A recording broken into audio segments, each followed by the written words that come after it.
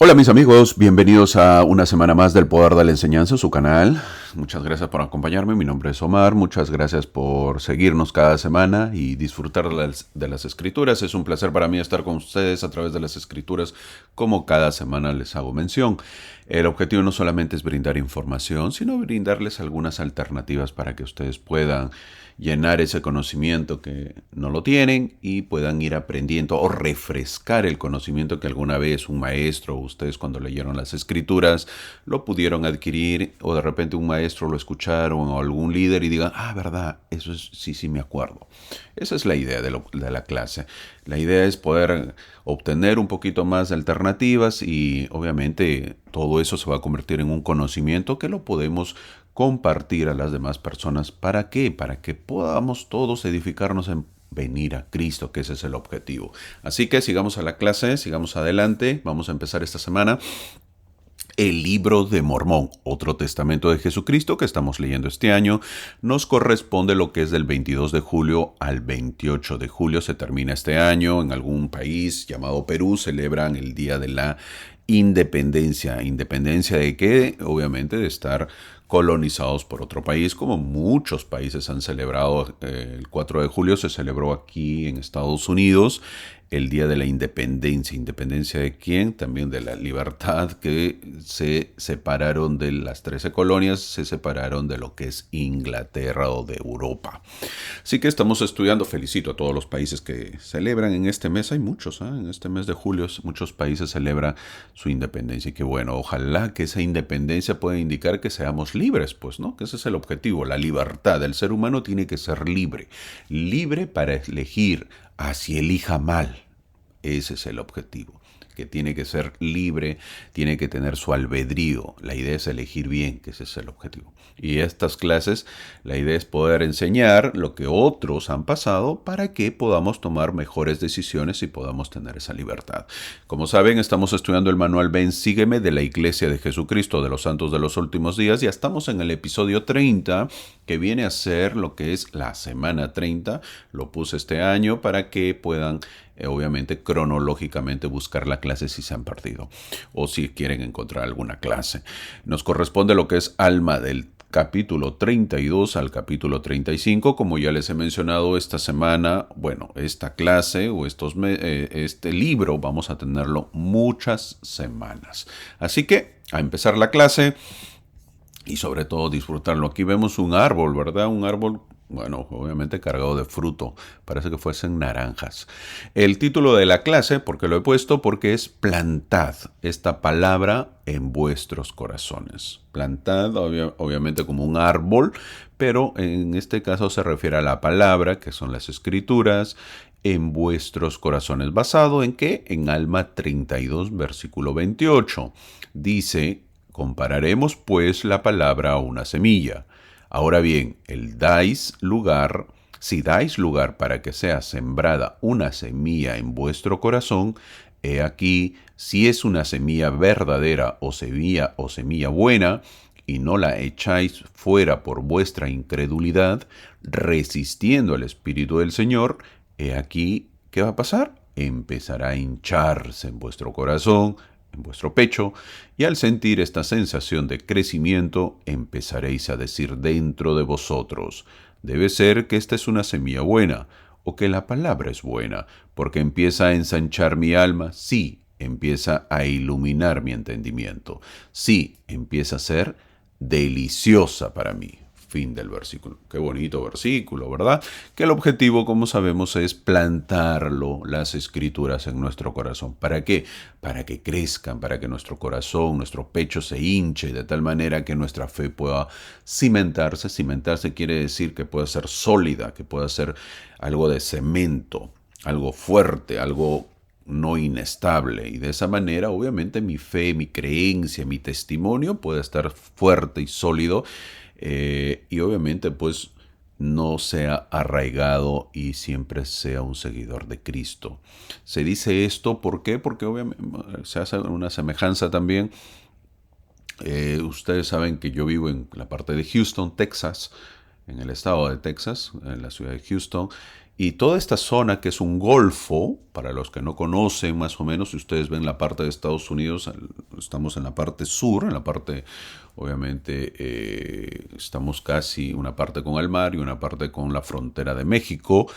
Eh, es una parte del Golfo y siempre estas partes, esa zona Golfo, se sufre de huracanes, tempestades, inundaciones. Justamente es donde viene viento, lluvia fuerte, de tal manera que muchas veces cuando los árboles no están bien plantados, en realidad están plantados, pero a veces ya están viejos o a veces están endebles, obviamente son arrancados por la naturaleza. Entonces, después de que pasa una tormenta, un huracán, un tornado, obviamente sales a las calles y ves pues las calles todas sucias, llenas de árboles.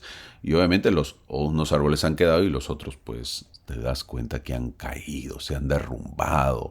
Árboles a veces grandes que a veces no te das cuenta, pero que no ha estado bien cimentado de repente por viejo, no se siguió cimentando, no se siguió fortaleciendo el árbol, iba a decir el animal, el árbol.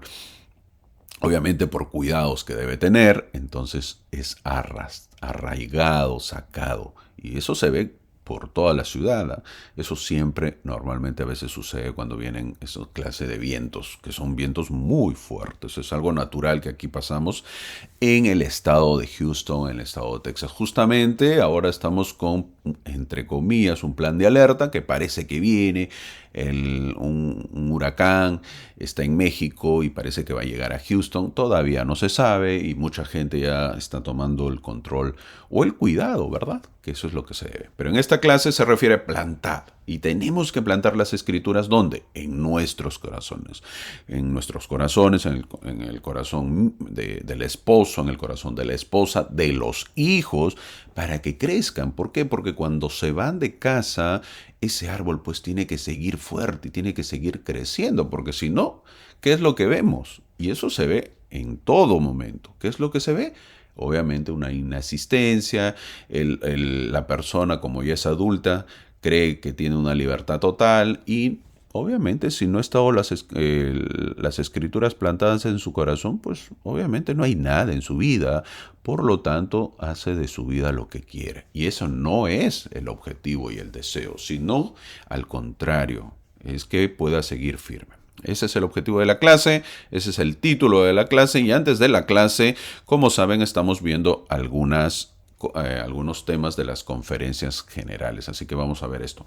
Por cierto, no sin antes empezar la clase, dar gracias a todos los que se suscriben cada semana. Muchas gracias por que les agrade el canal, muchas gracias por seguirnos, por ver las clases, algunos lo ven repetitivas, qué bueno, ese es el objetivo, y que les fortalezca o anótenla qué clase les gustó más para que de esa manera cuando ustedes quieran volver lo puedan encontrar las clases. Asimismo, agradezco a todos los que comentan, a la gente de Bolivia, muchas gracias. Hay familias, hay hermanas a veces que miran el video juntos, qué bueno, gracias por ello. A la gente de México, a la gente de Ecuador también, de Chile, de Uruguay. Hay una hermana que pone ahí de Argentina, de la tierra de Messi. Argentina es conocida sin Messi, por cierto, siempre lo ha sido conocido Argentina, como muchos países. Bueno, ahora ha sido resaltado de repente por Messi, que ya está viejito, pero qué bueno, hermana, qué bueno. Siga disfrutando su buena carne que tiene Argentina. Y gracias también a los que nos siguen de Estados Unidos, de la parte de hispana, obviamente. Gracias. Hay muchos que veo que también están acá en Houston, Texas, en El Paso. El Paso está más cerca a la frontera. Lo digo en el caso cuando hablo de los huracanes. En este caso, pues ellos sufren un poquito más de repente, a veces, ¿verdad? Muy bien, vamos a empezar la clase. Vamos a ver dos mensajes de la conferencia general que tuvimos en abril. Ya estamos terminando, nos faltan pocos mensajes. Todavía estamos el día sábado. Lo que es el mensaje que dio la hermana Andrea Muñoz Espanus. Como saben, es la hermana la que dio el mensaje, está acompañado de su esposo. Ella es segunda consejera de la Presidencia General de Mujeres Jóvenes. Justamente que estaba hablando de Argentina. La hermana es argentina, como me escribe una hermana, ¿verdad? Como les dije ahí, de la tierra de Messi. Qué gusto que nos siga, hermano, por cierto. La hermana, en este caso, la hermana Andrea Muñoz, ha sido misionera de tiempo completo, ha sido maestra de seminario, entre otros llamamientos, ha estudiado en Argentina y es profesora de educación inicial. Luego estudió arte y diseño de interiores. Ella también cuenta que de niña, es curioso, no lo dice aquí en su mensaje, yo le estoy dando una pequeña reseña para ir conociendo a nuestras autoridades, pero ella en su vida cuenta que de niña la hermana estudiaba en un colegio católico, como muchos latinos lo han hecho, ¿verdad? Y que cuando se unieron a la iglesia a los 9 años que ella tenía, les dijeron sus padres que no digan nada porque si no habría problemas, ¿verdad? Hay colegios católicos que no te permiten pertenecer a otra congregación. Pero su hermana menor dijo que no se confirmarían, porque en los colegios pues te obligan a confirmarte. Bueno, es normal, ¿no? Es parte de la rutina, de la tradición. Sin embargo, ella al bautizarse, sus padres le dicen que no, y obviamente ellas dicen, no, nosotros no nos vamos a confirmar, ¿verdad? ¿Qué hacer? Pues estás en un colegio católico, pero eres miembro de la iglesia. Entonces, ¿te debes o no debes confirmar? Entonces su hermana dijo, no nos vamos a confirmar. Es una ordenanza parte de la iglesia católica. Y cuando la monja, ¿verdad? Porque era católica el colegio, le preguntó a la hermana de Andrea, tuvo que decir pues que porque se habían bautizado en la iglesia. ¿Por qué no se iban a confirmar? Porque nos hemos bautizado en la iglesia. Luego, ellas les dijeron que ya no estén en el colegio. Algo fuerte, ¿ah? O sea, parece broma, pero esa bromita luego se convierte en algo duro. Eso todavía existe en muchos países, ¿ah? Donde los colegios católicos mandan, pues, ¿no? Mandan. Son muy estrictos en ese aspecto. Yo sinceramente me parece correcto. Yo estoy de acuerdo a eso. Si ellos toman esa decisión, pues, ok, bienvenido sea y uno tiene la libertad y pues yo no quiero pertenecer a tu colegio, yo tengo libertad y no lo voy a poner a mi hijo o a mi hija en tu colegio. Esa es la libertad. No, pero ese colegio es bueno. Bueno, pues así es. No todo en la vida es perfecto, entonces yo tendré que decidir. Eso todavía existe, por eso digo. Ahora ella trabaja como consejera de las mujeres jóvenes de la iglesia, bueno, en el mundo, ¿verdad? Es la presidencia general de las mujeres jóvenes.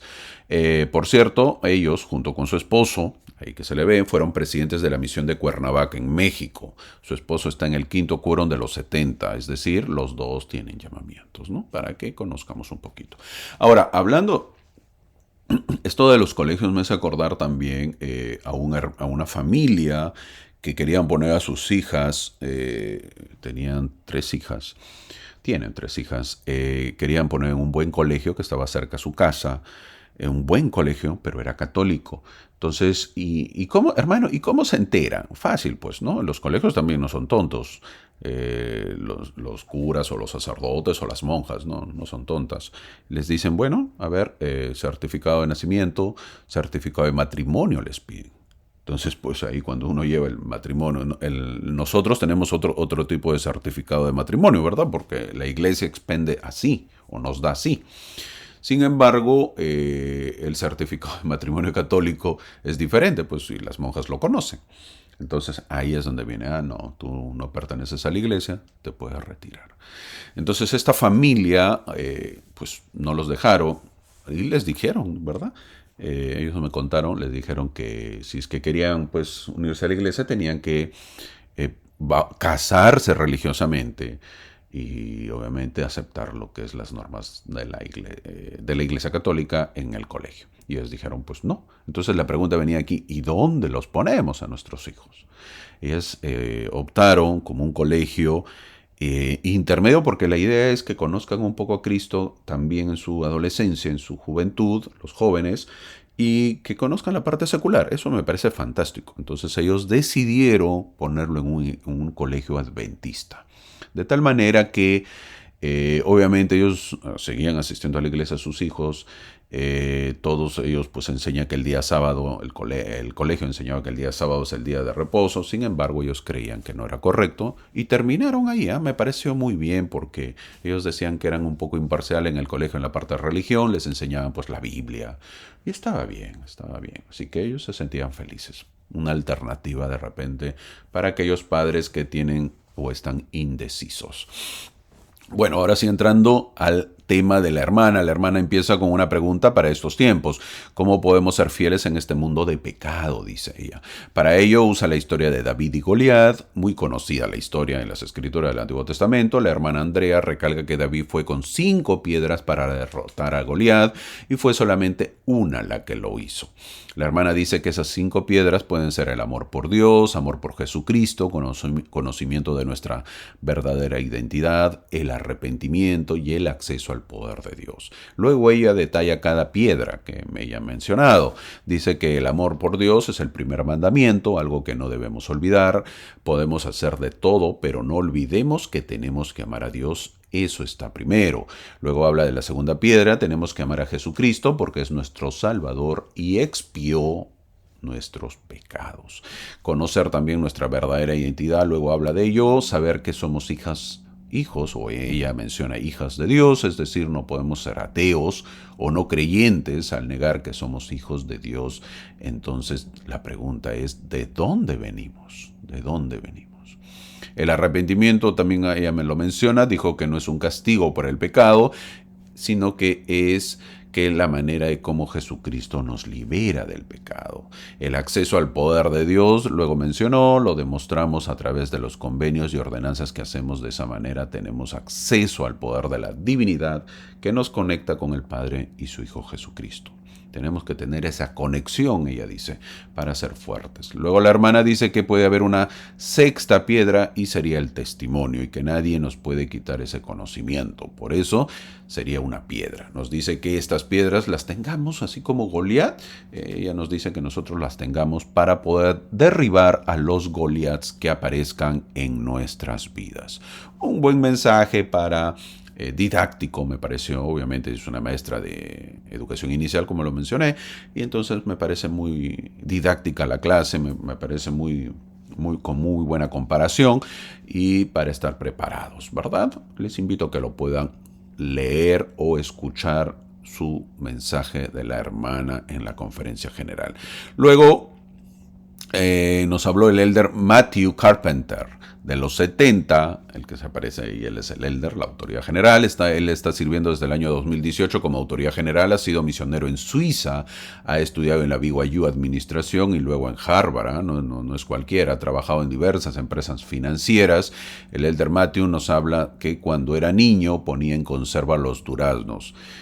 Utah se caracteriza, para los que no saben, se caracteriza por los melocotones o duraznos y muchos los ponen en conserva para que dure mucho tiempo.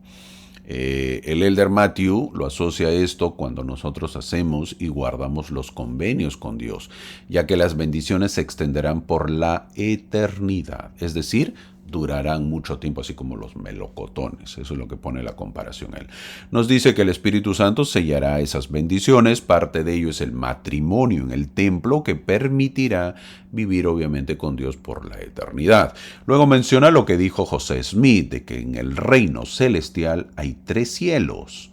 Y para obtener el más alto tienes que entrar en matrimonio. Eso es un poco la doctrina, un poco de doctrina, ¿verdad? Donde habla acerca del reino celestial, que hay 3 cielos. ¿Ok? Obviamente hablado por José Smith. Luego explica el elder que lo que hay que hacer para estar en el más alto grado de exaltación. Y él dice que tienes que tener un vínculo lateral, es decir, tener un buen matrimonio, una buena unión con la pareja. Luego él menciona lo que dijo el elder Oaks. El elder Oaks es consejero del presidente Nelson. Él dice que nadie impondrá una relación de sellamiento en contra de la voluntad de la persona. Esto se refiere a cuando los padres se llevaron muy mal o se divorciaron y luego los hijos, cuando ya mueren los padres, los sellan porque quieren que estén juntos. Pero quizás la madre ya no quiere estar con el esposo. Es por eso que el elder Oaks dijo que nadie impondrá una relación de sellamiento en contra de su voluntad.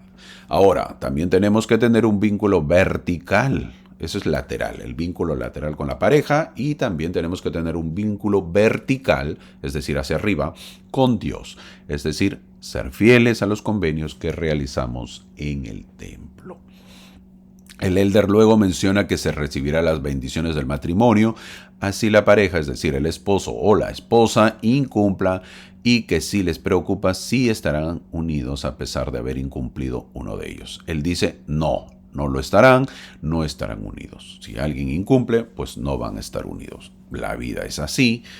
No es que el matrimonio te una, así estés con alguien que no cumple, o él no cumpla o ella no cumpla. No, si no cumplen, no van a estar unidos. También menciona que si alguien desea el cancelamiento del sellamiento, se respete el albedrío y que no debe hacerse a la ligera. Él mencionó también a los solteros que en el tiempo del Señor serán recompensados según los deseos de su corazón, ¿verdad? Para aquellas personas que no han tenido la oportunidad de casarse o permanecen solteras. Al final menciona que si no se han mantenido fieles a los convenios del Señor, siempre hay esperanza y se puede volver. Las bendiciones prometidas de los convenios que hemos realizado pueden permanecer para siempre jamás. Bonito mensaje. ¿Quieres leerlo más? ¿Quieres aprender un poquito más? Te invito a que veas lo de la conferencia o a recordarlo. O recordar tus apuntes que has tomado si es que escuchaste los mensajes de la conferencia. Así que, servidos están. Ahora sí vamos a empezar a la clase. Hoy veremos los capítulos del 32 al 35, que son 7 hojas en promedio. En promedio son 7 hojas. Yo creo que digerible, quiere decir que apto como para poder leerlo y poder tener en toda la semana tranquilidad. La clase pasada, haciendo un recuento, vimos cómo Alma enfrenta al supuesto palabrero, pues llamado Corior, así se llamaba, y también vimos cómo los aramitas habían apostatado, ¿se acuerdan? De tal manera que tenían sinagogas donde enseñaban y oraban incorrectamente, ¿se acuerdan? Ellos habían hecho sus sinagogas, ahí oraban. Alma, al enterarse que los oramitas estaban preparados de esa manera, pidió a sus hermanos para poder ir a enseñarles. Miren, ese es el trabajo de Alma, pues de un fiel siervo del Señor, ¿no? De alguien bien arrepentido que desea salvar a los demás. Desde el principio, estos misioneros salieron a enseñar su mensaje de arrepentimiento mediante ¿qué? Folletos, reuniones en las casas y en las calles. Incluso enseñaron en las sinagogas, pero estamos bastante seguros de que nunca fueron invitados pues ellos a subir a lo que habían construido y proclamar el evangelio desde una de esas altas torres. Sin embargo, la manera vigorosa con la que salieron a predicar el evangelio se demuestra desde el primer versículo. Es la experiencia universal de los misioneros del Señor, que las primeras personas que los escuchan con simpatía suelen ser los pobres. Eso sucede siempre. Uno va a lugares donde vive gente más adinerada, que tiene más recursos propios o mejor económicamente, y en comparación de un lugar, una zona donde la gente es escasa de recursos, y eso sucede siempre. La iglesia llega más, o el evangelio llega mejor con los pobres. Son más receptivos. Eso sucede así siempre sucede así. Los ricos o los que tienen mejor economía son menos recibidores de la palabra. Siempre sucede, y parece que aquí también. Alma y sus compañeros comienzan a tener cierto éxito, pero no entre los que eran firmes seguidores de la religión seramita.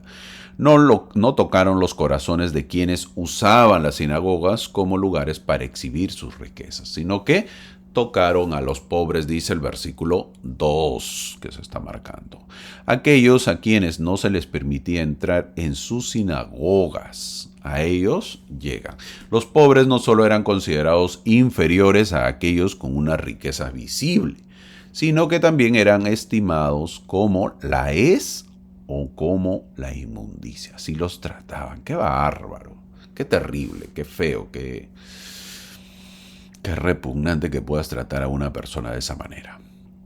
El triste resultado final del elitismo social puede ser etiquetar a quienes pues no encajan como una cosa u otra. Están etiquetados como algo menos. Ellos eran vistos así, como algo menos. En este caso, fueron estimados como inmundicia. A ver, imagínate, tratar así a tu prójimo. En muchas situaciones similares se les considera menos que humanos. Terrible, pues no, la religión no está para eso. Eso no es el propósito de la religión, mi hermano. Si tú vas a la iglesia y ves con menor lo tratas pues como inmundicia a una persona solo porque de repente no tiene tu educación, no tiene tu cultura, o no se viste como tú, o no se viste a la altura de que tú, o de repente no usa el perfume que tú usas, estamos mal. Muy, muy, muy mal. El problema no es realmente la riqueza, sino la separación en diferentes tipos de personas, donde algunos se consideran mucho mejores que otros. Ahora, entre estas personas, sus corazones podrían ser más susceptibles a las palabras de Cristo. Cuando el versículo 3 dice que los pobres eran pobres de corazón, como lo estoy marcando, se refiere a su falta de orgullo y por tanto a la falta de ese gran obstáculo para el arrepentimiento. Es decir, eran que humildes. Luego acude Alma, un grupo de pobres, pobres de corazón, que no les permitían entrar en las sinagogas. El problema no es la falta de riqueza. Probablemente pensaron que la riqueza era imposible para ellos. Lo que deseaban no era el dinero ni prestigio, sino comunión con Dios. Ellos querían comunicarse con Dios.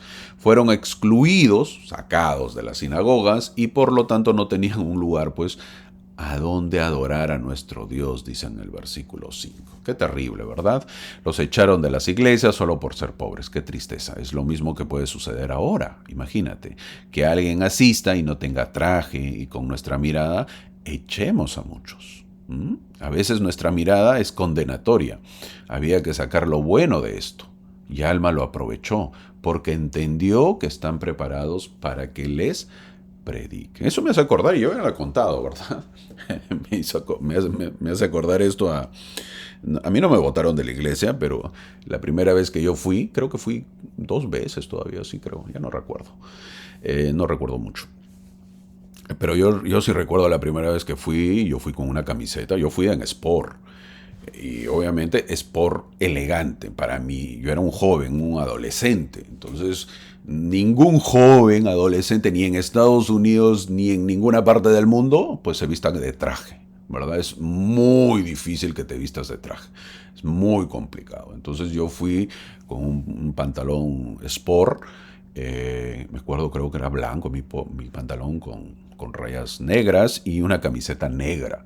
Mi mejor camiseta en ese tiempo, pues, ¿no? Y como era joven, me hicieron sentar adelante todavía, porque llegué temprano, me hicieron sentar adelante, donde se sientan los jóvenes que reparten la Santa Cena. Imagínense. Al estar sentado ahí empezaron a llegar los jóvenes que repartían la Santa Cena y todos de blanco. Yo los miré y me pareció interesante. Dije, estos vienen uniformaditos, ¿no? Me pareció a mí interesante. Luego en la clase, en esos tiempos habían pues las 3 horas en esa clase, en la clase de escuela dominical, que era para jovencitos, y hombres y mujeres jóvenes. Me acuerdo que llevábamos no me acuerdo si era en la clase de la escuela dominical o era en el sacerdocio que luego nos tocó, presidentes de la iglesia. Antes estudiaba ese manual, presidentes de la iglesia, conociendo a los profetas, a las autoridades. Así era antes. Entonces recuerdo yo otra vez sentados todos en las sillas y yo era el único sentado ahí con mi camisa blanca. Yo los miraba a ellos, ¿no? Ellos me miraban a mí, pero yo más bien los miraba a ellos. No me van a intimidar, ¿verdad?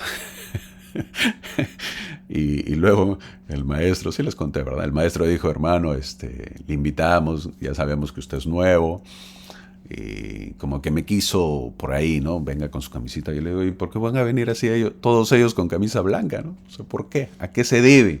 No, que trato, pues, el hermano de hablar un poco de la dignidad que representaban, ¿verdad? Creo que el siguiente domingo también fui con otra camiseta, y ya luego empecé a ir con camisa blanca, pues, hasta el día de hoy. Así es. Entonces, obviamente, a veces hacen sentir mal. A mí no me hicieron sentir mal, más bien yo un poco los hice sentir mal a ellos que iban uniformaditos. Pero a veces te puedes sentir mal si es que tú no conoces un poco o si eres un poco susceptible o si estás un poco, pues, acongojado, triste o de bajos motivos. Te puedes sentir mal, sí, claro que te sientes mal, te puedes sentir mal. Sin embargo, y esperemos que nosotros no podemos juzgar a una persona si va con otro tipo de vestimenta, ¿verdad? Ojalá que lo hayamos aprendido. Los pobres fueron echados de las sinagogas a donde asistían para adorar una vez por semana, en este caso de las Escrituras, y luego no podían adorar fuera de la sinagoga porque no hablaban de Dios los otros días. Era terrible. Estos pobres suponían que se les prohibía adorar a Dios. ¿Te imaginas entonces ir a la iglesia pues y que no te reciban? Es decir, que te digan que no puedes entrar. ¿Cómo te sentirías? Sería terrible, ¿verdad? Terrible. Alma tiene que enseñar la verdadera doctrina. Primero, no se adora a Dios solo en las sinagogas o iglesias. Eso tenemos que tenerlo claro. Yo no adoro a Dios solamente en la iglesia. No, no es eso. Eso no es doctrina. Más bien, esa es la doctrina. No se enseña eso en la iglesia, que solamente en la iglesia tenemos que adorar. Nosotros no adoramos solo en la iglesia, por cierto. Y segundo, no se adora solo una vez por semana, según el versículo 11. Nosotros sabemos que cualquier lugar puede volverse sagrado, pues al menos temporalmente, si lo utilizamos para adorar. Cualquier lugar. Hay muchos lugares donde la iglesia todavía no ha construido una iglesia, por ejemplo una capilla, lo que le llamamos, y se reúne en casas o edificios. Alquila la iglesia y ahí se reúnen. Del mismo modo, no importa el día. Por cierto, eso es otra cosa, es verdad. En la mayoría de países es el domingo, pero no importa el día. Aunque por tradición nos reunimos a adorar los domingos, ¿sabías que en Israel, por ejemplo, los santos de los últimos días se reúnen los sábados? ¿Y por qué, hermano? Porque todo el país lo hace, pues, ¿no? Y porque todo el país se paraliza ese día, entonces tienes que hacerlo. En China, por ejemplo, no está permitido hacer reuniones, ya lo he mencionado, por lo que tienen que ver qué días se pueden reunir. No, yo me reúno domingo. No, pues hermano, si está prohibido y te permiten reunirse, hay que ver qué manera o qué día nos podemos reunir. Tenemos que saber que el culto para adorar es mucho más importante que el día en que se lleva a cabo. ¿Ok? Métete eso en la cabeza. El culto para adorar, o sea, la adoración es mucho más importante que el día en que se lleva a cabo. Estoy hablando... Por cierto, estoy hablando de lugares donde no se puede. Entonces, hermano, yo me voy a reunir los días sábado, porque el domingo tengo que ir a trabajar. No, señor, eso no estoy diciendo, porque si en tu país se permite que es el día domingo, pues el domingo se hace y se acabó. Es el día de reposo y tienes que adecuarte. Pero si en otro país lo hacen, como ya mencioné, un lunes tienes que ir adaptándote. Ahí sí se presta el hecho de que es mejor adorar cualquier día y no importa el día. De nada sirve que guardemos el domingo si al final nos vamos de fiesta, por ejemplo, los que guardamos los domingos, si al final nos vamos de fiesta porque es el 15 años pues de la hija, ¿no? O nos vamos al cine porque vino el sobrino, o la prima, o la hermana. O nos vamos a la playa porque hace mucho calor el día domingo. Justo el día domingo hace calor. Nos vamos a la playa. No, pues eso no es el objetivo de santificar el día. ¿Ok? Alma les dice que el hecho de haber sido expulsados de las sinagogas ha resultado en algo bueno. Alma ve lo positivo, lo bueno. Les ha permitido ser humildes. Qué bueno, dice. Porque si seguían asistiendo a esas sinagogas iban a ser orgullosos.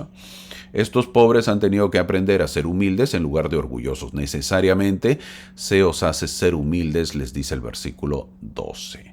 A veces pasa, cuando somos obligados a ser humildes, buscamos el arrepentimiento. Es por eso que se dice que los pobres buscan más a Dios. Siempre se dice eso. Al decir esto, Alma les prepara para el siguiente nivel. Les dice, bueno, ustedes fueron obligados a ser humildes, pero si cuando les predique ustedes se vuelven humildes, es mucho mejor. Son más bendecidos. Porque la idea es esa, no ser humildes por consecuencias, sino por el Evangelio. Ellos habían sido humildes por consecuencias, no porque su corazón era humilde, sino que los echaron, pues, y los obligan a ser humildes. Pero ahora Alma les dice que hay que ser humildes por el Evangelio. Alma tiene que establecer bien el parámetro de la doctrina. No porque son humildes o pobres, ya quiere decir que son aceptados por Dios. Eso no es correcto, eso no es la doctrina, no es así. El objetivo es creer en la palabra de Dios, dice el versículo 16. Al parecer, algunos estaban dolidos porque fueron echados, pero querían estar ahí. con los ricos, pues. Es decir, si por ellos fueran, querían volver. Entonces no estaban arrepentidos y ahora exigían señales. Esto sucede. Muchos que conocen el Evangelio no quieren unirse porque saben que van a perder sus grupos de amigos importantes o quizás el poder asistir a clubes caros o quizás reunirse en lugares para gente adinerada. Por eso mucha gente no se quiere unir a la iglesia. En el versículo 18, Alma comienza a definir la fe. El primer elemento para comprender la fe es comprender lo que no es. La fe no es conocimiento. Esto explicará Alma en este discurso. Es por eso que el versículo 21 es clave. Es muy, muy clave y lo voy a poner ahí un cuadro. Un versículo muy conocido que dice, la fe no es tener un conocimiento perfecto de las cosas. Si tienes fe, tienes esperanza en cosas que no se ven y que son verdaderas. Las similitudes y diferencias entre la fe y el conocimiento son temas repetidos a lo largo del sermón o el discurso de Alma. Alma nunca dijo que el conocimiento fuera malo, por cierto, solo que era diferente de la fe. Una cosa es conocimiento, otra cosa es fe. Alma está explicando que tanto el conocimiento como la fe son principios sobre los cuales podemos actuar. Si sabemos algo, podemos actuar en consecuencia y lo haremos. Si vemos una silla, por ejemplo, física, una silla para sentarse, asumimos que podemos sentarnos en ella.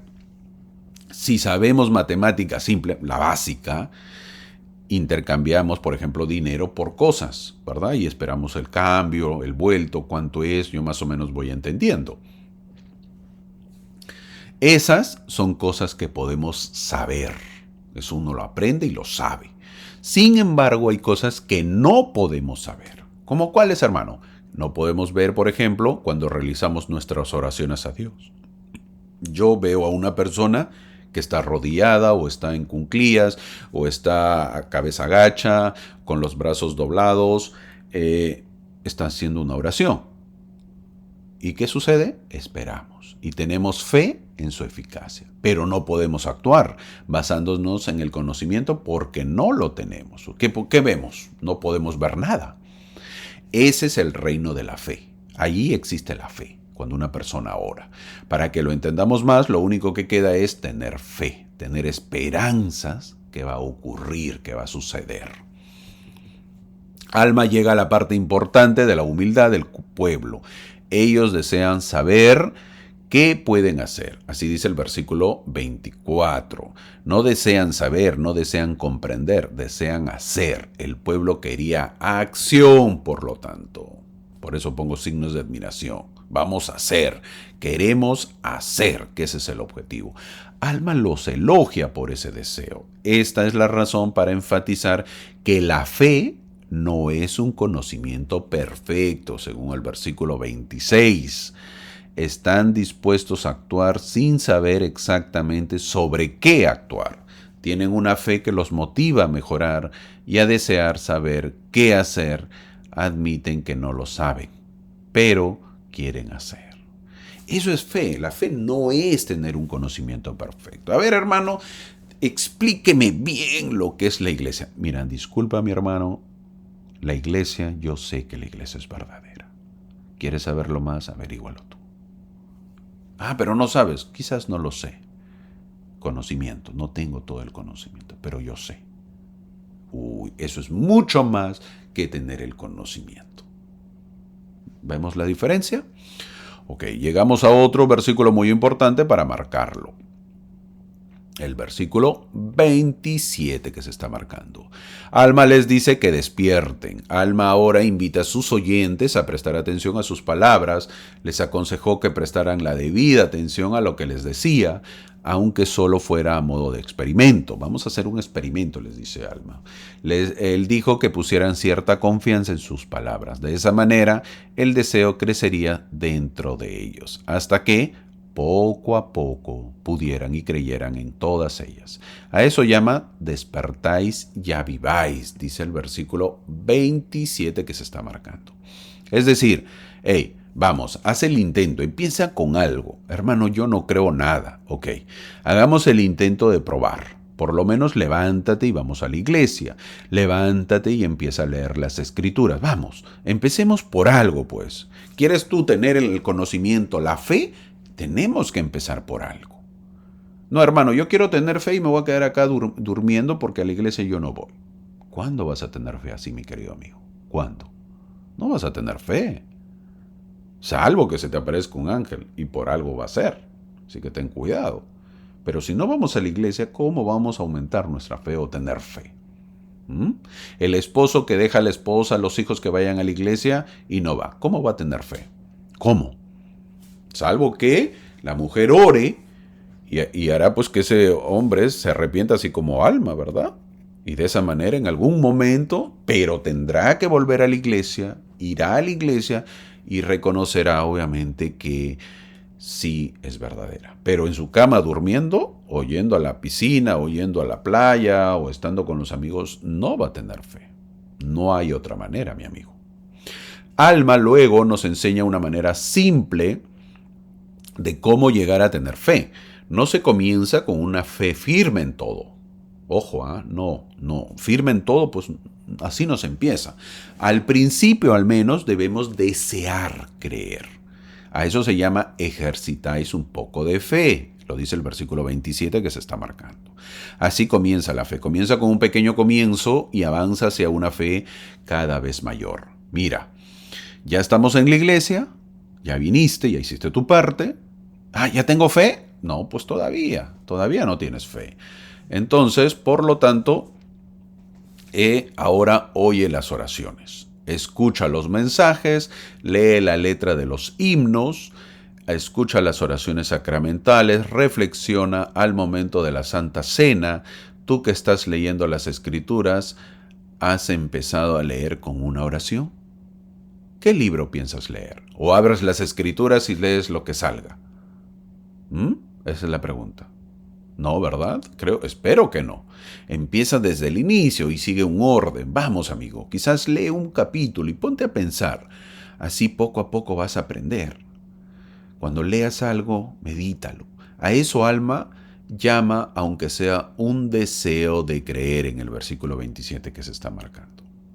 Si no tienes nada de ganas ni deseos, mi hermano, déjame decirte que eres caso perdido. Te lo digo de corazón, de amor. No tienes nada. No tengo el deseo, no tengo las ganas. ¿Qué hacemos? Así no se te puede ayudar. Tenemos que hacer nuestra parte. Tener el deseo. Ahora, si es que quizás pienses que en la experiencia de conversión que tuvo Alma, que tuvieron los hijos de Mosía, que tuvo el rey Lamoni o su padre de Lamoni, donde tuvieron una confirmación rápida, para la mayoría de nosotros es un proceso más lento. Y no vamos a desmayarnos tampoco, No esperemos lo mismo. Para nosotros será domingo tras domingo. Quizás un día cuando estés leyendo puedas sentir que el Evangelio es verdadero.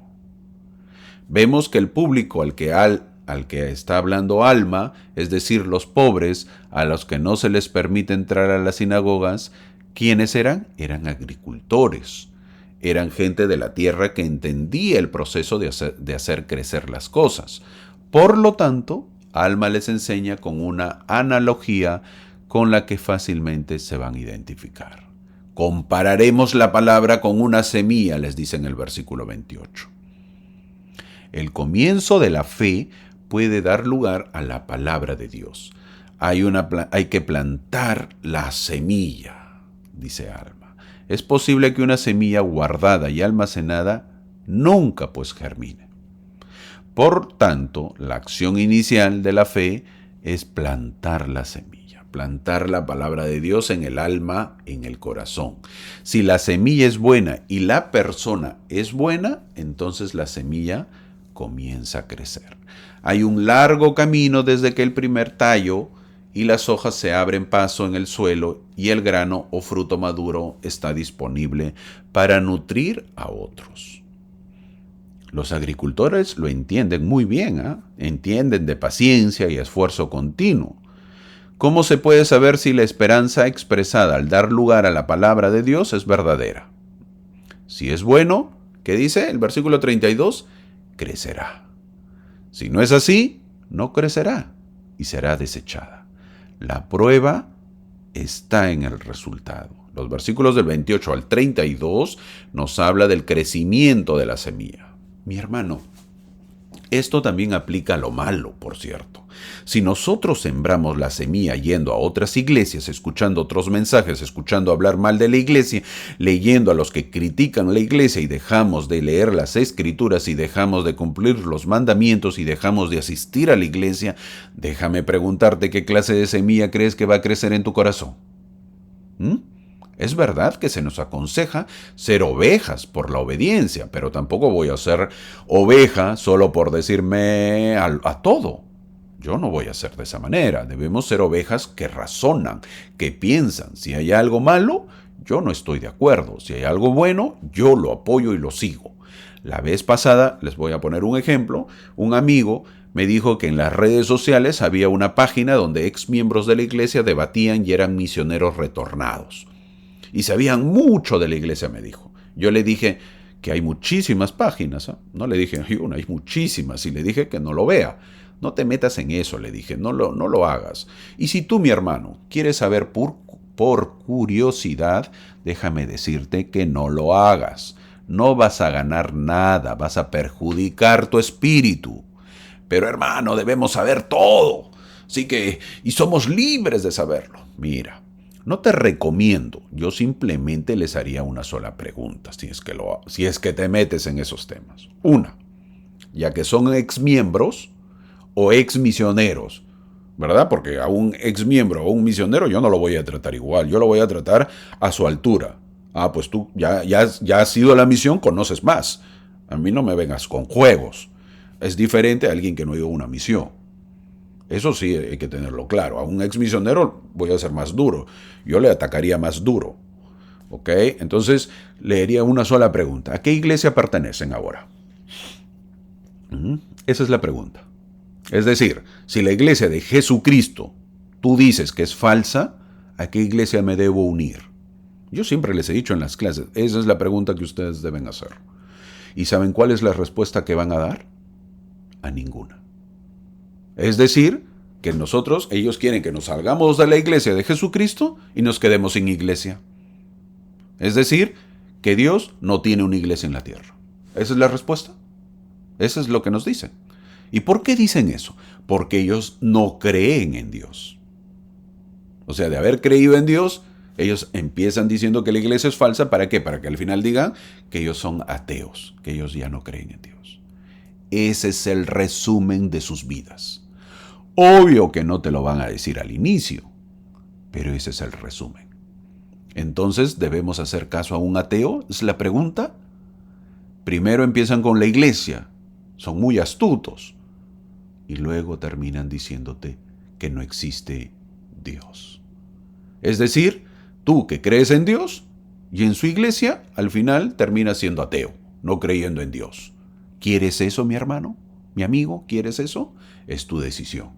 Por haber sembrado, ¿qué? Mal la semilla. Advertido estás. Ya lo he enseñado y lo repito siempre. Creo que es mejor poner un ejemplo para entenderlo más. Otro ejemplo más. Un papá pone ruedas auxiliares en la bicicleta de un niño. ¿Verdad? Eso se ve común.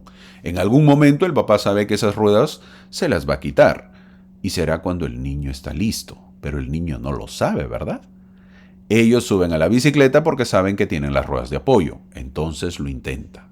Ellos esperan o tienen fe en sus padres. Confían en ellos lo suficiente como para realizar una acción que es difícil. En algún momento, después de retirar las ruedas de apoyo, el niño puede manejar la bicicleta. Ya no hay esperanza ni fe involucradas, porque el niño sabe que puede andar en bicicleta. Así es, a medida que progresamos, a través de la fe es el motor que nos permite progresar y ser mejores de lo que somos. Hermano, hermanito, no entendí mucho. Ok, repita, please. Ok, para ello vamos a ver lo que dijo José Smith. Ok, el gran profeta José Smith. Él dijo lo siguiente: La fe incipiente, o sea que está empezando, la fe incipiente de José creció rápidamente. Su fe de él, que estaba así pequeña, creció rápido, llegando rápidamente al punto en que su conocimiento era perfecto en esa cosa. Llegó a tener un conocimiento perfecto, mi hermano. De hecho, el entendimiento de José era tan firme que no pudo negarlo después. ¿Quieres leer eso? José es mi historia. Eso está en el último libro de... No es un libro, son pequeñas hojas que está al final. En el libro, bueno, yo no sé ahora, búscalo en las aplicaciones, pero eso estaba antes, al final de Doctrina y Convenios. Al final. Después está José Smith Historia, capítulo 1, versículo 24. Digo capítulo 1 porque solamente tiene un capítulo, versículo 24, los versículos son largos. Ahí habla de eso. El versículo 34 de Alma dice: si vuestro conocimiento es perfecto en esta cosa y vuestra fe queda inactiva, dice el versículo 34, ampliando más, al comienzo nosotros ejercemos fe. Eso es lo que se nos pide. José Smith tuvo fe y fue a orar. Pero ¿cuál es la diferencia con José Smith? Es que él no dudaba. Es decir, sabía sí o sí que recibiría respuesta. ¿Y qué sucedió? Se apareció el Padre y el Hijo en la primera visión. Es decir, que su fe fue abundante de tal manera que llegó al tope de lo requerido. ¿Y qué sucedió? Se abrieron los cielos. Luego de la primera visión, José Smith tenía fe en el Padre y Jesús. ¿Tú tenía fe o no? ¿Qué opina? Luego de la primera visión, José Smith tenía fe en Dios el Padre y en Dios el Hijo, Jesucristo. ¿Sí o no? La respuesta es no. Ya no tenía fe. ¿Qué, hermano? ¿Cómo dijo usted? ¿Que ya no tenía fe? ¿Qué es eso? ¿Cómo no va a tener fe? A ver, les explico. ¿Qué es la fe? Es la certeza de lo que se espera, la convicción de lo que no se ve. La pregunta es, ¿cómo va a tener fe en el Padre y el Hijo si José Smith ya lo vio? ¿Va a tener fe? Ya no, pues. Nosotros tenemos fe que no lo hemos visto, pero el José Smith ya no tenía fe, después que los vio. Esto se llama dar el salto de la fe. Él pasa a otro nivel de fe. Eso tenemos que tenerlo claro. Mientras nosotros estamos en el inicio de tener fe en Dios el Padre, porque no lo hemos visto, y en su Hijo Jesucristo, José Smith ya pasó ese nivel. Ya está en otro nivel, dio el salto de la fe. Es decir, pasó a otro nivel de fe. Nosotros tenemos fe en el Padre y el Hijo. ¿Por qué? Porque no lo hemos visto. Entonces tenemos fe. Pero el día que los veamos, se termina la fe y pasamos a otro tipo de fe. Es por eso que dice que cuando vuestro conocimiento es perfecto, vuestra fe queda inactiva. José Smith dijo que después de la primera visión, aunque no le creyeran, él no podía mentir ni ocultarlo, porque él sabía que era verdad. Él sabía que los había visto. Interesante, ¿verdad? Volviendo a la analogía agrícola que está hablando Alma, Alma les dice del proceso de cultivar la planta que representa la fe de uno. Se puede aprender que el experimento sobre la palabra o la siembra de la semilla fue bueno. En el caso de Alma no se refiere a la tierra, sino al cuidado del árbol joven. Que la planta sea un árbol puede requerir un cuidado continuo durante un largo periodo de tiempo. Los árboles tardan más en madurar que las plantas de cereales, por cierto. Alma explica claramente que si no se nutre el árbol, obvio que no echará raíz. ¿Y qué va a suceder? Se secará, dice el versículo 38. ¿Debido a qué? A que no se nutre el árbol. Porque la semilla y el fruto son buenos, pero el terreno es estéril. ¿Y por qué? Porque no se nutre. Una persona tiene que ser nutrida. Tomemos nota. Una persona, aquella persona que no quiere ir a la iglesia, ¿va a tener fe? No. Se levanta, va a la iglesia, ¿ya va a tener fe? Tampoco. Va a empezar a tener fe, ya tiene por lo menos el deseo, pero luego ¿qué sucede? Tiene que ser nutrido. Hermano, ¿y cómo? Llamamientos, mensajes, asistencia dominical, obediencia a los mandamientos, y de esa manera el terreno no va a ser estéril. ¿Qué más? El versículo 41 dice con fe, diligencia, paciencia. ¿Qué va a hacer? se nutrirá el árbol. Hay que tener fe, paciencia, diligencia, y de esa manera ese árbol se va a ir nutriendo, pues. O sea, es un proceso, ¿eh? Es un proceso. Entramos al capítulo 33, los pobres de corazón de los soramitas al oír su mensaje a Alma, entonces preguntan qué deberían hacer para empezar. Alma les aconseja que oren, pero había un problema, que ellos todavía piensan que se tiene que orar en las sinagogas. A lo que Alma les dice que están equivocados, porque ya un profeta lo había explicado, el profeta Zenos, dice Alma. Alma da la explicación, diciendo que la verdadera cuestión no es dónde o cuándo se ora, sino cómo y a quién se ora. Eso lo dice en el versículo del 4 al 11. Alma menciona la oración ejemplo de Zenos. Estuvo en el desierto que hizo. Versículo 4 dice oró. ¿Y por quién oró? Por sus enemigos, dice el versículo 4. También oró por quién, en el versículo 5, oró en el campo. No solo eso, sino que también, ¿dónde? Versículo 6, dice en su casa. ¿Y qué dice en el versículo 7? En su aposento. Y no solo eso, sino que también menciona que ha orado en sus iglesias y en medio de sus congregaciones ha sido oído su oración, dice el versículo 9. Es por eso que dice, clamaré a ti en todas mis aflicciones, dice el versículo 11. Es decir, con esto está diciendo Alma, se puede orar en cualquier lugar por quien se puede orar. Alma está diciendo que se puede orar en cualquier lugar. ¿Y por quién se puede orar? Por todos, por los enemigos también. Donde quiere que estemos, si oramos, nuestra oración va a ser oída. Oremos cuando estamos en aflicciones, como lo estaba el pueblo de Soramita. Ellos debían orar y serían escuchados. Seamos un pueblo que ora, pues. Seamos un pueblo que se arrodilla. Seamos un pueblo que invoca a Dios. Que todos los días hagamos oraciones a Dios. Luego Alma les hace una pregunta simple. ¿Han leído las Escrituras? ¿Cómo pueden no creer en el Hijo de Dios si han leído las Escrituras? Hace Alma esa pregunta. Es decir, ¿para qué existen las Escrituras? Versículo 14. Al parecer este versículo inspiró a Moroni, quien quizás estaba leyendo las planchas que había escrito. Sí, su padre mormón. ¿Y por qué? Porque él añadió en la portada de las planchas del libro de Mormón lo siguiente. ¿Qué dice? Para convencer a los judíos y gentiles de que Jesús es el Cristo, el Dios eterno. Es decir, el objetivo y propósito del libro de Mormón es convencer que Jesús es el Cristo. ¿Por qué? Porque si no, vamos a estar como los soramitas, que no conoceremos la verdadera doctrina. No podremos orar y cuando leamos el libro de Mormón buscaremos la historia, la arqueología, los sucesos, todo menos creer en el Hijo de Dios. Entonces, ¿solamente creer en el Hijo de Dios? No, mi amigo. El versículo 16 dice que el Señor estaba enojado porque no quieren comprender las misericordias que ha concedido a causa de su Hijo. ¿Y qué indica esto? Esto es paz mental. Cristo no solo nos limpia, sino que nos consuela. Muchos creen que Jesús es el Hijo de Dios y que es el Salvador del mundo. Mucha gente.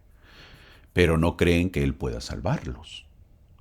Creen en su identidad, pero no en su poder para limpiar y purificar y salvar. Déjate limpiar y purificar, mi hermano. Eso fue la expiación de Cristo.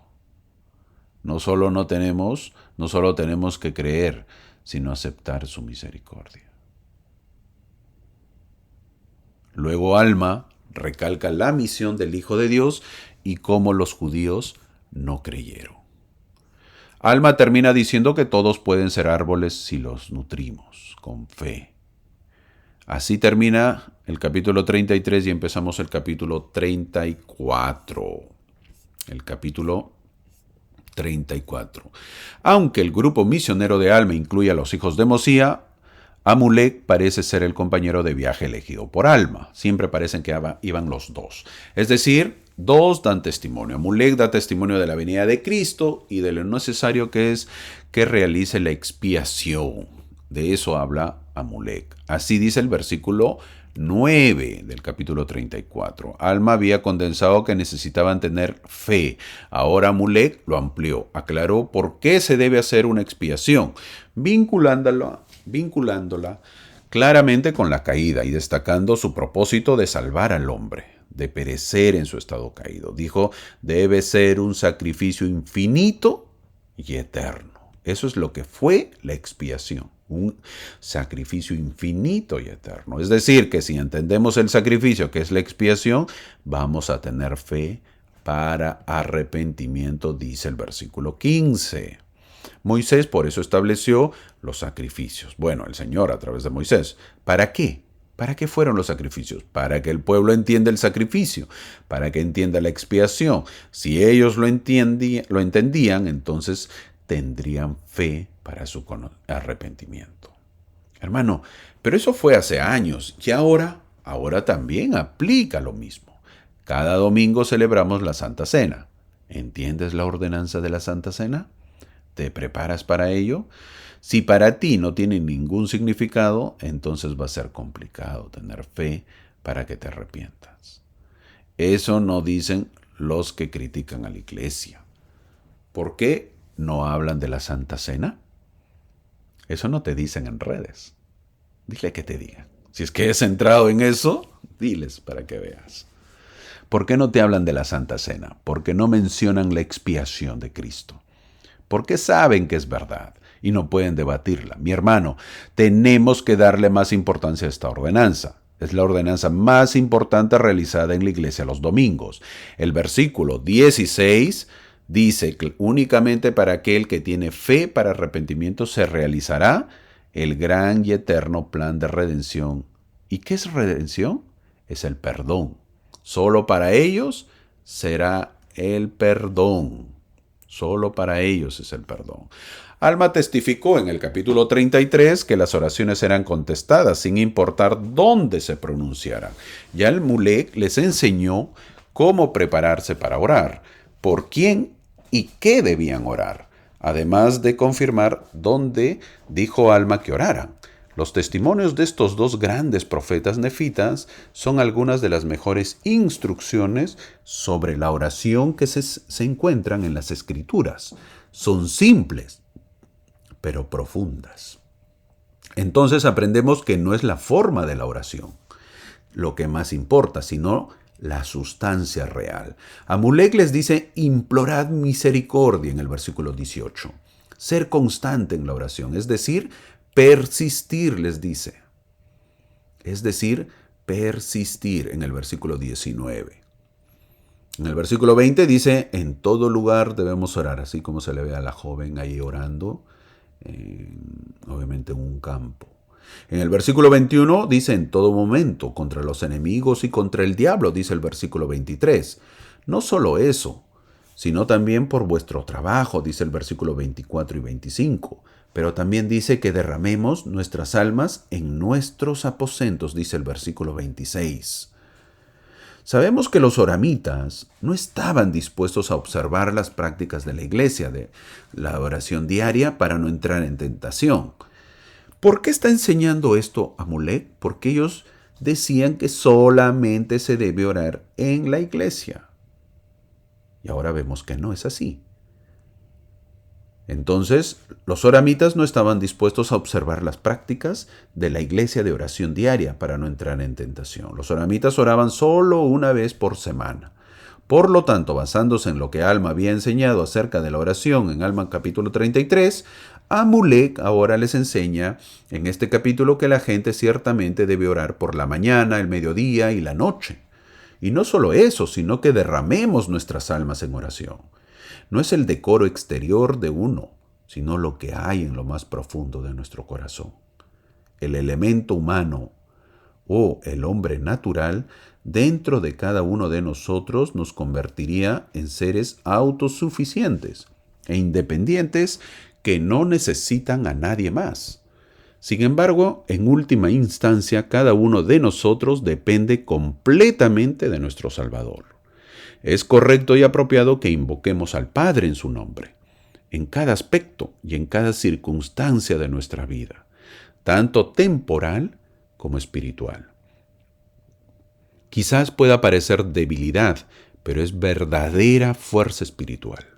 En nuestro caminar diario debemos encontrarnos anhelando continuamente las cosas de Dios. A la pregunta, hermano, ¿y con qué frecuencia estamos obligados a ofrecer oraciones formales al Padre Celestial?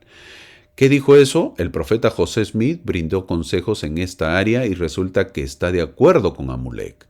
Él enseñó que debemos orar 3 veces al día. Debéis conocer a aquellos hombres que, como Daniel, oran 3 veces al día hacia la casa del Señor, dijo José Smith. Las oraciones son buenas, pero Amulek nos dice qué hacer después de orar. Un individuo puede dar gracias, o grandes pasos, en vivir los mandamientos del Evangelio, hasta el punto en que el Espíritu le concede un testimonio de fe o un testimonio de Jesús. Sin embargo, hasta que lleguemos a poseer ese anhelo de que otros compartan las mismas bendiciones que él disfruta, es decir, la caridad, es posible que no se dé cuenta del cumplimiento de sus bendiciones potenciales. No basta simplemente entonces con anhelar u orar por el bienestar de los demás. También debemos actuar y bendecir al prójimo, nosotros mismos. El versículo 28 lo dice. Si no queremos que nuestras oraciones sean en vano, tenemos que ver por el indigente y el desnudo, el enfermo y afligido, y los necesitados. Oración y ayuda al prójimo, mi hermano. Eso se llama caridad. Tengamos presente siempre la caridad. Después de la oración viene la caridad, viene el prójimo. El versículo 32, Amulek menciona que esta vista es para prepararnos para comparecer ante Dios. Me gusta este versículo porque me preguntaron acerca de esto. La pregunta fue, ¿qué pasa con aquellos que no conocieron el Evangelio en este tiempo? ¿Qué pasa con esa gente? Me hicieron la pregunta. Un santo de los últimos días tiene que saber los principios básicos del Evangelio. No le expliqué al detalle cuando me lo preguntaron, sino de manera general. Si quiere el detalle, tomaría mucho tiempo. La idea es que quiera saber más cuando yo respondía y que tenga esperanza en lo que vendrá. El que me pregunta o el que me preguntó es un amigo que fue bautizado pero está inactivo hace años. Repasemos los elementos esenciales de la transición entre esta vida mortal y el mundo de los espíritus, tal como se nos enseña a nosotros, a los santos de los últimos días. Todos debemos saber, ojo, esto es principios básicos, lo que yo le enseñé y recuerdo y ustedes lo deben saber, porque eso se nos ha enseñado. Todos debemos saber que al morir, cada persona es sometida a un juicio parcial. Eso lo tenemos que saber. Todos pasamos por eso. Si has aceptado a Cristo y su Evangelio y has tratado diligentemente de vivir y persistir en obedecer los mandamientos o también lo que Cristo vea en tu corazón, entonces puedes calificar para ser asignado ¿a dónde? Al paraíso. Ahí vas a ir, mi hermano. Hermano, seguro ahí está mi mamá, porque era un ángel mi madre. O mi papá. Mi papá no creo. O viceversa. De repente mi papá y mi mamá no. Mi querido amigo, déjame decirte que las personas no son ángeles porque cocinaban rico, solamente, por si acaso. Son juicios parciales, pero divinos. Hay un prejuicio que se hace. Es un prejuicio antes del juicio final. Es un prejuicio para saber a dónde vamos a ir en el mundo de los espíritus. Si has puesto las cosas de Dios en segundo lugar después de las cosas del mundo, no te sentirías cómodo en el paraíso. Entonces serás asignado a la prisión espiritual. Obvio que ahí hay mucho trabajo que hacer. Son millones de millones que no han conocido el Evangelio desde los tiempos de Adán.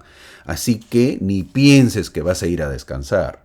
Luego viene la resurrección, que es un juicio parcial, porque se determinará quién estará en el milenio. Así que el plan de salvación continúa, pero hasta ahí nomás explico esta vez. Ahora, ¿de qué depende que uno vaya al paraíso o a la prisión? de lo que dijo Amulek en el versículo 32 de la preparación en esta vida. Ahora es cuando debemos ejecutar la obra. Mi buen amigo, cuando me escuchó lo que le estaba diciendo, me dijo, uy, hermanito, sí que está complicado. Así me dijo. Amulek les recuerda a los soramitas que no nieguen la venida de Cristo, según el versículo 37.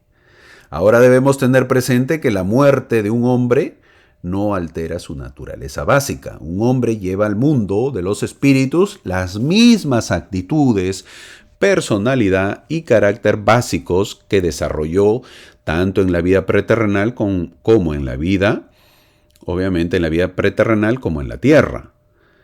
Cuando vinimos a esta vida terrenal, trajimos con nosotros inclinaciones y aversiones, habilidades, debilidades y actitudes que desarrollamos en el mundo preterrenal. De manera similar, pasamos al mundo de los espíritus con las mismas cualidades básicas que adquirimos mientras estábamos en la tierra. Si vivimos en esta tierra con hambre de justicia y deseo de las cosas del espíritu, esas mismas inclinaciones se nos restaurarán en el mundo de los espíritus. Por el contrario, si nos encantan las vanidades de la vida terrenal, no podemos esperar tener una orientación diferente cuando lleguemos al mundo espiritual. De nosotros va a depender. Al final, el buen Amulek les dice que tengan paciencia. Quizás Amulek recordó que él también era rico, o fue rico, y que es mejor ignorar a los ricos, que es mejor tener paciencia porque algún día descansaremos de todas las aflicciones. Hasta acá termina el ministerio de Amulek. Ya no leeremos más del gran Amulek, el convertido Amulek. Aquí termina su historia de él. En el capítulo 35, ahora menciona la tierra de Gersón, que era la morada del pueblo de Amón, los antinefileitas, ¿se acuerdan? Ellos dejaron a los apóstatas soramitas seguir su propio camino tortuoso. No se quisieron mezclar. La predicación de Alma y Amulek amenazaba con interferir con esta lucrativa empresa de los soramitas. El versículo 3 dice que destruía sus artimañas. No les quedó que desterrarlos, y fueron muchos, dice el versículo 6. Esto era una superchería sacerdotal, mi hermano. Ellos vivían de lo que predicaban y no querían, pues, perder lo ganado. La gente empezaba a darse cuenta del engaño que sufrían y la gente iba desertando, es decir, iban saliéndose de eso, por lo que antes que se queden sin gente, lo que hacen es desterrarlos del país, a todos los que creyeron en las palabras de Alma y Amulek. Lo mismo es ahora. Muchas congregaciones, por si acaso, eso es para que sepan, muchas congregaciones mueven millones de dólares. Para que tengas una idea, en Estados Unidos las iglesias están exentas. ¿Qué quiere decir eso? No pagan, pues. Están exentas de pagar impuestos. Es decir, todo el dinero que reciben, no pagan los impuestos. ¿Te imaginas? ¿Crees que vas a perder ese privilegio, mi hermano? ¿Te imaginas el sueldo inmenso que puedes tener libre de impuestos? Lo mismo sucedía en el tiempo de los soramitas. ¿Te imaginas el día del juicio decir que vivías del evangelio? A diferencia del hermano que diga que todo el tiempo ha servido sin recibir nada a cambio. No hay mejor regalo, mi amigo, del Señor. No hay mejor regalo del Señor a su pueblo que los llamamientos donde podamos servir, donde podamos dar de nuestro tiempo. Pero los inicuos soramitas, no contentos con expulsar a sus hermanos, les dijeron a los del pueblo de Amón que nos los reciban. ¿Y qué hicieron? No les hicieron caso. Y el versículo 9 dice que cuando llegaron los soramitas pobres, los alimentaron y los vistieron y les dieron tierras por herencia. Así dice el versículo 9. Luego los inicuos soramitas se unen con los lamanitas y empiezan a hacer los preparativos para la guerra contra los nefitas que veremos la próxima semana. Por lo general, mi hermano, cuando el mensaje del Evangelio va a una nación o ciudad, los primeros dispuestos a escucharlo y aceptarlo son aquellos de las clases sociales más bajas. La humildad de circunstancias y la humildad de espíritu a menudo se encuentran juntas. Soy pobre y normalmente soy humilde. Normalmente. También hemos visto de los lugares de culto y aprendimos que los lugares de culto tienen su lugar. Sin embargo, con la excepción del templo, nosotros no solemos ser el lugar donde aprendemos las mayores lecciones espirituales. Es verdad, en el templo aprendemos, pero no es el único lugar. Claro, porque es de rodillas en nuestros hogares donde tiene lugar la mayor adoración. También es en estos lugares donde se reciben las mayores experiencias espirituales. Deberíamos esperar que nuestros momentos de mayor adoración sean en lugares igualmente personales y privados. Eso aprendemos de estas clases, o de esta clase. De Alma 32 aprendemos que debemos buscar aumentar nuestra fe, y a medida que la ejercitamos, ganaremos conocimiento. En Alma 33 vimos acerca de la oración. Debe ser una persona orante, que ora, una persona orador, que siempre está dispuesto a poder adorar a Dios, adorar y orar a Dios. No puedes hacerlo solo, lo sabes, no puedes hacerlo solo y hacer lo mejor que puedas. Necesitas la ayuda del Señor. Y lo maravilloso es que tienes la oportunidad de orar con la expectativa de que tus oraciones sean escuchadas y contestadas. Lo maravilloso de la oración es que es personal, es individual, es algo en lo que nadie más entra, en términos de hablar con tu Padre Celestial en el nombre del Señor Jesucristo. Pídele al Señor que te ayude a realizar tus ambiciones justas, las cosas importantes que significan tanto para ustedes en sus vidas. Él, Cristo, está dispuesto para ayudarlos. En el capítulo 34, Amulek nos dice que no basta con orar por nuestras familias, ni por nuestras cosechas, ni por nuestros negocios. No basta para orar por poder, no basta orar por tener poder sobre Lucifer. También debemos suplicar al Señor en oración silenciosa y secreta a favor de nuestras propias almas, para que los poderes limpiadores del Espíritu puedan hacer de nosotros nuevas criaturas en Cristo. Debemos orar por los dones y la guía del Espíritu, para que la inspiración del cielo nos acompañe en nuestro caminar y hablar diario. Que difundamos nuestra fe. Un santo de los últimos días tiene que siempre estar preparado para difundir nuestra creencia en Dios y Jesucristo. Somos cristianos porque creemos en Cristo y somos santos de los últimos días porque creemos que el Señor siempre da escrituras a su pueblo y por eso creemos en el Libro de Mormón, que es otro testamento de Jesucristo. Mi hermano, espero que esto te haya sido por lo menos un granito de arena en tu amplio conocimiento y que te haya ayudado. Que podamos nosotros tener una hermosa semana sabiendo de que nuestra fe va a crecer. Si es que yo, obviamente, empiezo a leer las Escrituras, empiezo a orar al Señor con más fe y empiezo a hacer cosas para que mi fe crezca. Que tengamos una bonita semana. Muchas gracias por acompañarme, hermano. Te espero la próxima semana. Gracias.